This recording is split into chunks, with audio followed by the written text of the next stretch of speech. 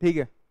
Measure of standard tendency के साथ इसका एक और पार्ट था ना, डिस्पर्सन वाला, तो हम लोग क्या करते हैं अब इसका सेकंड वाले पार्ट को कंटिन्यू करते हैं। तो फटाफट करेंगे, उसमें ज़्यादा टाइम नहीं लगेगा, वो तो छोटा सा ही पोर्शन है। वापस अगेन जैसे लास्ट हमने स्टैंडर्ड टेंडेंसी में करा था ना, इंपोर्टेंट क्वेश्चंस मैंने सारे के सारे दे दिए थे आपको। उन क्वेश्चंस का मतलब ये नहीं है कि वो एग्जाम में आएंगे, इसका मतलब ये है कि जो टफेस्ट टॉपिक हैं आप उन क्वेश्चंस के थ्रू कवर कर लोगे। ठीक है, आपको जल्दी जल्दी आधे पौने घंटे में चैप्टर्स हो नहीं सकते क्योंकि ये बहुत ज़्यादा टाइम कंज्यूमिंग है। बस हम क्या कर रहे हैं, हम सारे के सारे कॉन्सेप्ट करने के बाद कुछ कुछ क्वेश्चंस देख रहे हैं कि जो है साथ के साथ चीज़ें खत्म हो जाए। ठीक है, तो स्टार्ट करते हैं, कर दे? ठीक है, कर देते हैं भैया। तो सबसे पहले टॉपिक क्या होता है, मेजर ऑफ स्टैंडर्ड टेंडेंसी के बाद डिस्पर्सन। डिस्पर्सन के अंदर क्या क्या टॉपिक होते हैं, 5 टॉपिक है अपने पास। कौन कौन से 5? Range, quartile deviation, mean deviation, standard deviation and coefficient of variance CV. ठीक है, गिनती के 4-5 टॉपिक्स हैं ये, इनको खत्म करना चालू करते हैं। लेकिन क्या बोल रहा है, अगर हम डिस्पर्सन पढ़ रहे हैं, क्या नाम है टॉपिक का, डिस्पर्सन, तो इसके अंदर का जो पहला टॉपिक जो हमें रीड करना है उसका नाम है रेंज। तो एक बात हमेशा याद रखनी है, आप जितने भी टॉपिक आप पढ़ेंगे आगे, उसको ना हम 2 तरीके से मेजर करते हैं। एक होता है एब्सोल्यूट मेजर और दूसरा होता है रिलेटिव मेजर। बोलते हैं एब्सोल्यूट मेजर मतलब एक आपके पास पर्टिकुलर आंसर होगा, रिलेटिव मेजर के अंदर हम क्या करते हैं, आंसर परसेंटेज फॉर्म में होगा या फिर डेसिमल फॉर्म में होगा। तो क्या होता है, एक तो होता है एब्सोल्यूट मेजर और दूसरा होता है रिलेटिव मेजर। ठीक है, अब रेंज की बात करते हैं। तो बोलता है रेंज कैसे निकलता है, तो रेंज की डेफिनेशन क्या दी है, range is the difference between largest and smallest observation. Range की छोटी डेफिनेशन क्या है, range is the difference between largest and smallest observation. जैसे जैसे अगर मेरे पास डेटा दिया हुआ है इंडिविजुअल सीरीज के, ऐसे लिखा हुआ है 1 3 5 7 9 11 15, तो आपसे बोलता है रेंज निकालो। तो रेंज निकालने का formula, difference between largest and smallest. Largest कितना है मेरे पास 15, स्मॉलेस्ट कितना है 1, तो इसकी रेंज कितनी आ जाएगी 14 आ जाएगी। इसके बाद अगर कोफिशिएंट ऑफ रेंज निकालना है तो इसका फॉर्मूला होता है लार्जेस्ट माइनस स्मॉलेस्ट अपॉन में largest plus smallest, that is 15 minus 1 divide by 15 plus 1, 14 divide 16। ठीक है, जो भी सॉल्व करके आ जाए, अगर मैं लिखूं तो कैलकुलेटर में कितना आ जाएगा, 14 डिवाइड 16 इज इक्वल्स टू 0.875। यह आ गया आपका coefficient of range. Similarly discrete series में होता है, ये तो इंडिविजुअल था, डिस्क्रीट में क्या होता है, डिस्क्रीट में आपको क्या दिया जाता है, आपको बोलता है डिस्क्रीट में आपको x गिवन होता है और f गिवन होता है। तो f का तो यहाँ कोई काम ही नहीं है क्योंकि डेफिनेशन क्या बोलती है, range is the difference between largest and smallest observation. ठीक है, तो बियॉन्ड डेफिनेशन हमें फ्रीक्वेंसी का कोई लेना देना ही नहीं है यहाँ पर। जैसे ऐसे लिखा है 3 5 7 9 11, तो आपने क्या करना है, सबसे हाईएस्ट कितना है 11, सबसे स्मॉलेस्ट कितना है 3, तो रेंज निकालना है आपका कितना हो जाएगा 11 माइनस 3 दैट इज 8। ऐसे ही कोफिशिएंट ऑफ रेंज निकालना है तो 11 माइनस 3 अपॉन में 11 प्लस 3, दैट्स इट, खत्म। इसके बाद कंटिन्यूअस सीरीज है, तो कंटिन्यूअस सीरीज के अंदर क्या होता है, कंटिन्यूअस सीरीज और आसान है। क्या होता है इसके अंदर, क्लास इंटरवल गिवन होती है और फ्रीक्वेंसी होती है। क्लास इंटरवल कैसे, 0 to 10, 10 to 20, 20 to 30। ठीक है, इस टाइप से तो होता है 30 to 40। तो बोला हाईएस्ट कितना है 40, स्मॉलेस्ट कितना है 0, तो रेंज कितना हो जाएगा 40 माइनस 0 दैट इज 40। ये क्या निकल गया मेरे लिए, रेंज निकल गया। कोई दिक्कत इसके अंदर, बिल्कुल भी नहीं है दिक्कत। तो हम क्या करेंगे अब इसके बाद, अब पढ़ेंगे रेंज की प्रॉपर्टी। तो रेंज की प्रॉपर्टी की बात करते हैं, अरे वो वाली प्रॉपर्टी नहीं, इसकी जो प्रॉपर्टी है रेंज की वो पढ़ना है। ठीक है, तो क्या क्या प्रॉपर्टी होती है, पहली वही, अगर सारे के सारे ऑब्जर्वेशन आइडेंटिकल है, बताओ तो फिर क्या होता है, if all observation are identical, तो बताओ बताओ बताओ रेंज कितनी होगी उसकी, लेट्स से k है, तो उसकी रेंज कितनी होगी, देखो एक समझदार बच्चा बोल रहा है k होगी। अरे ये रेंज है, स्टैंडर्ड टेंडेंसी नहीं है। तो यहाँ पर अगर सारे ऑब्जर्वेशन सेम है तो लार्जेस्ट भी सेम, स्मॉलेस्ट भी सेम, तो रेंज कितनी हो जाएगी उसकी, 0 हो जाएगी, याद रखना है ये। दूसरा, range change as per change in scale, change in scale के चलते ये चेंज होती है रेंज, बट रिमेन अनचेंज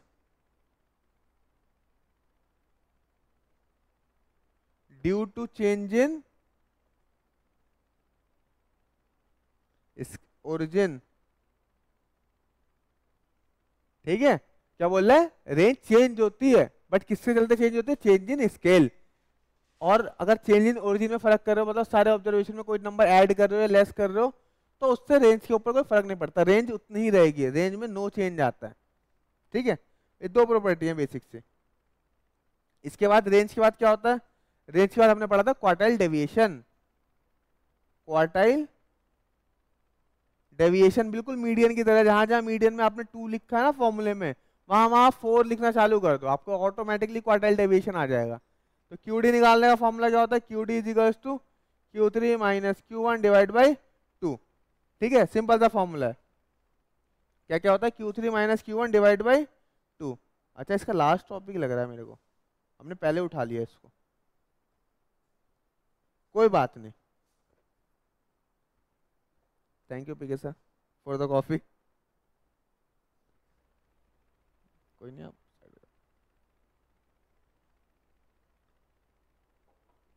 ठीक है।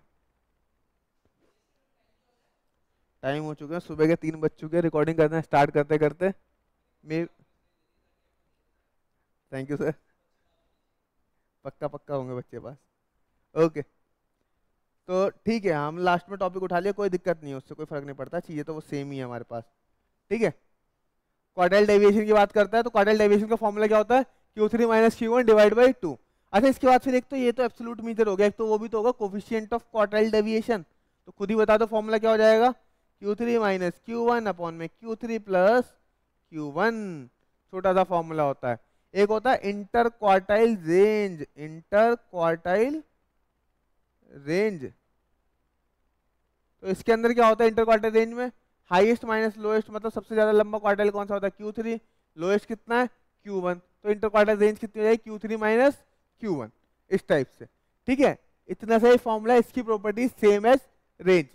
If all observation are identical, quartile deviation will be 0, it is change as per change in scale, not change as per change in origin, simple सा है, ठीक है।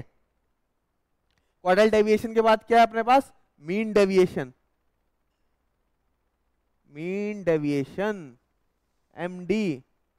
तो मीन डेविएशन ना हमें पता था, मतलब डेविएशन का मतलब यहाँ पे कहीं ना कहीं किसी ना किसी एवरेज से हम क्या कर रहे हैं, x माइनस उस एवरेज को हम लेस कर रहे हैं, फिर इसके बाद डेविएशन फाइंड आउट कर रहे हैं, ठीक है। तो इसको निकालने के तरीके हैं, या तो मीन डेविएशन अबाउट मीन निकल जाता है, या मीन डेविएशन अबाउट मीडियन हो जाता है, या मीन डेविएशन अबाउट मोड आ जाता है, ये आपको क्वेश्चन में बता देता है। बोलता है अगर जो चीज क्वेश्चन में अगर नहीं बताया, कभी गलती से रह गया, तो इन केस अगर क्वेश्चन में ये चीजें नहीं पता, ठीक है, तो अब इसका मतलब आपको मीन डेविएशन अबाउट मीडियन ही निकालना है हमेशा, कोई दिक्कत इसके अंदर, ठीक है। तो हम इसी हिसाब से करेंगे। क्या बोला आपसे, थैंक यू सर, ठीक है, क्या बोला आपसे, अगर अपने को मीन डेविएशन फाइंड आउट करना है, तो फॉर्मूला क्या होगा, बिल्कुल बच्चों वाला फॉर्मूला है, इसमें ज्यादा कुछ याद ही नहीं करना। अगर वापस से बोलना, क्या क्या होता है, इंडिविजुअल सीरीज, और दूसरी तरफ डिस्क्रीट और कंटिन्यूअस। मैं बार बार ये क्यों लिखवाता हूँ, बार बार ये लिखवाने का पर्पस ये है कि चीजें आपको रिटेन हो जाए, ठीक है। अदरवाइज मैं बोल के भी इनको आगे चल सकता था, टॉपिक खत्म हो जाता, बट उससे कोई फायदा नहीं रहता, ठीक है। अगर इंडिविजुअल सीरीज है, इंडिविजुअल सीरीज में आपको निकालना है मीन डेविएशन, तो इसका सिंपल सा फॉर्मूला होता है MD is equals to sigma D upon में N। अब बोलता है कि ये D क्या होता है, अब D हमने बोला D निकालने का तरीका होता है x माइनस x का मीन। x का मीन क्यों ले रहे हैं, अगर आपसे बोलते question mean deviation about mean निकालो, तो x का मीन माइनस करेंगे, ठीक है। या फिर ये हो सकता है x माइनस मीडियन। मीडियन वाला सिनेरियो कब हो सकता है, जब आपसे बोल दे कि मीन डेविएशन अबाउट क्या निकालना है आपने, मीडियन। मोड हो सकता है अगर यहाँ पे आपको क्या बोल दे वो कि मीन डेविएशन अबाउट क्या निकालो, मोड निकालो, कोई दिक्कत, तो डिपेंड करता है क्वेश्चन ने आपको गिवन क्या है। डिस्क्रीट सीरीज में मीन डेविएशन निकालना है, तो इसका सिंपल सा formula f into modulus of D divide by sigma f। Continuous का मैं पता ही है, ये चीज क्या होती है, सेम होती है। याद रखना d हमेशा मॉडुलस के अंदर होता है, मतलब अगर आपका नेगेटिव आ रहा है तो आप उसको पॉजिटिव ही लिखोगे। इसके बाद एक फॉर्मूला होता है कोफिशिएंट ऑफ मीन डेविएशन, तो इसको निकालने का फॉर्मूला क्या होता है, mean deviation divide by average. वो एवरेज लेते हो आप जो आपने यूज करना है, जैसे अगर आप मीन डेविएशन अबाउट मीन निकाल लो तो डिवाइड मीन से करोगे, मीन डेविएशन अबाउट मीडियन निकाल लो डिवाइड मीडियन से करोगे, मीन डेविएशन अबाउट मोड निकाल लो तो डिवाइड मोड से करोगे, ठीक है, बिल्कुल सिंपल सा है, इसके अंदर कुछ कर नहीं सकते, इतना सही टॉपिक है। प्रॉपर्टीज वापस वही सेम ही है यहाँ पर, क्या क्या है प्रॉपर्टी वही, अगर all the observation are identical, mean deviation क्या होगा हमारे सिनेरियो में 0, ये भी चेंज होता है किसके according, as per change in origin, अरे नहीं रे, as per change in scale change होता है, as per change in origin वैसे ही रहता है, अनचेंज रहता है, ठीक है। एक बार बुक में देख लेते हैं इसकी प्रॉपर्टीज हैं।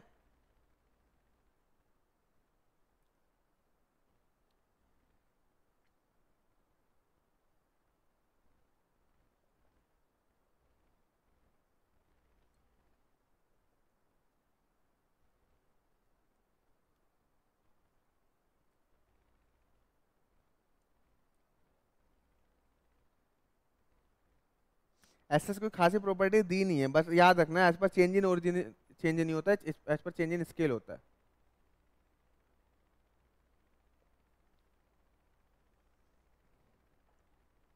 ओके, आगे कंटिन्यू करते हैं, ठीक है। मीन डेविएशन इतना सही है। अब सबसे खतरनाक टॉपिक जिससे बच्चे डरते हैं वो क्या है, स्टैंडर्ड डेविएशन। तो पहले तो एक छोटी सी बात याद रखो, एक टर्म होता है स्टैंडर्ड डेविएशन, दूसरा होता है वेरिएंस। अगर आपने वेरिएंस निकाल दिया तो उसी वेरिएंस का अगर हम रूट कर दे तो क्या बन जाता है हमारे लिए, स्टैंडर्ड डेविएशन आ जाता है। कोई दिक्कत, मतलब कहने का मतलब क्या है, स्टैंडर्ड डेविएशन का स्क्वायर किसके बराबर होता है, वेरिएंस के बराबर होता है, ठीक है। ये चीज याद रखनी है, मतलब अलग अलग फॉर्मूले नहीं होंगे कुछ भी, आपने क्या करना है एक ही फॉर्मूला याद रखना है, बार बार सारी चीजें याद नहीं रखनी। तो करते हैं, अच्छा लगेगा आपको। स्टैंडर्ड डेविएशन के लिए जैसे मीन में करा था हमने, तो वही फॉर्मूले के लिए 3 शीट बना लेंगे हम। इसकी तो आदत डाल लो बार बार बनाने की, दूसरी जगह ले लेते हैं।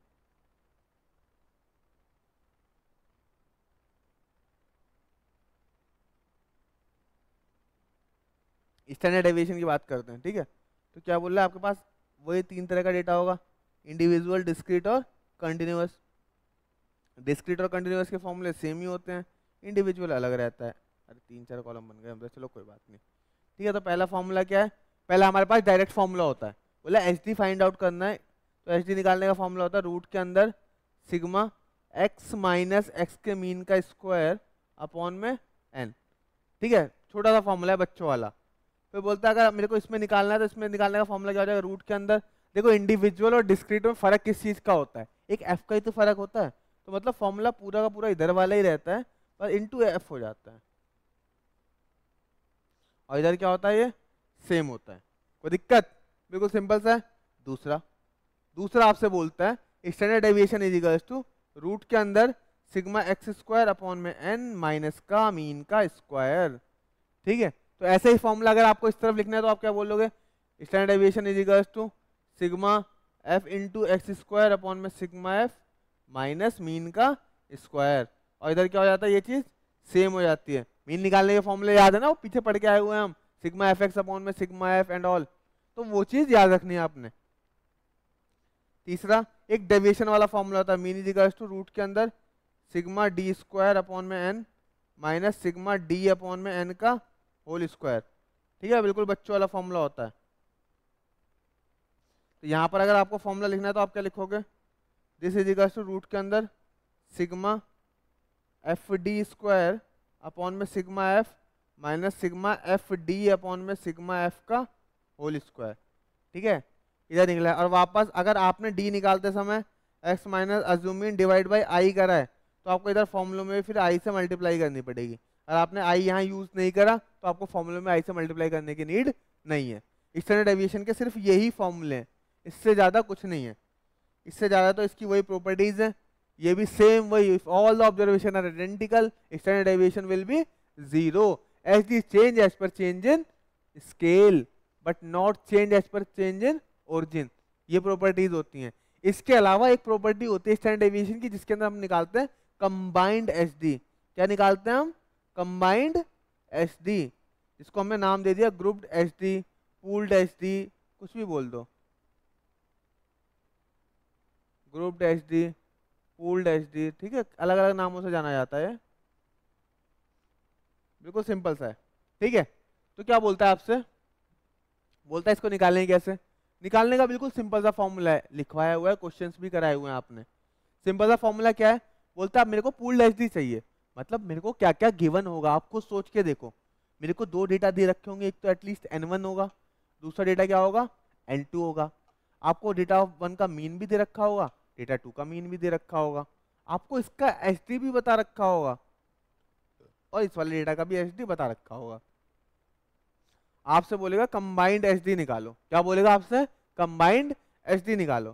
तो combined HD is equals to formula हो जाएगा आपके पास n1 ब्रैकेट के अंदर स्टैंडर्ड डेविएशन 1 का स्क्वायर प्लस d1 का स्क्वायर लिखना प्लस n2 वापस स्टैंडर्ड डेविएशन ऑफ 2 का स्क्वायर प्लस d2 का स्क्वायर।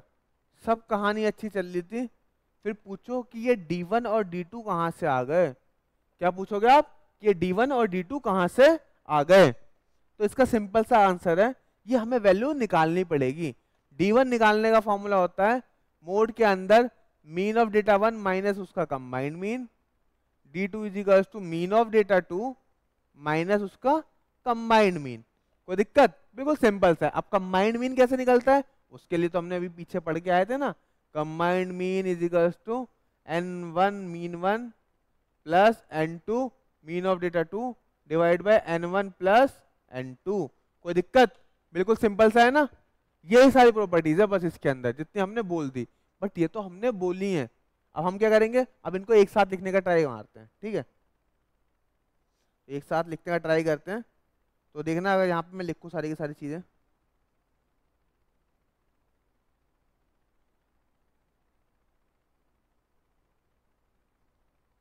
सबसे पहले क्या पढ़ा था हमने, सबसे पहले पढ़ा था हमने मीन am, फिर क्या पढ़ा था हमने gm hm, तीनों मीन खत्म करे थे हमने।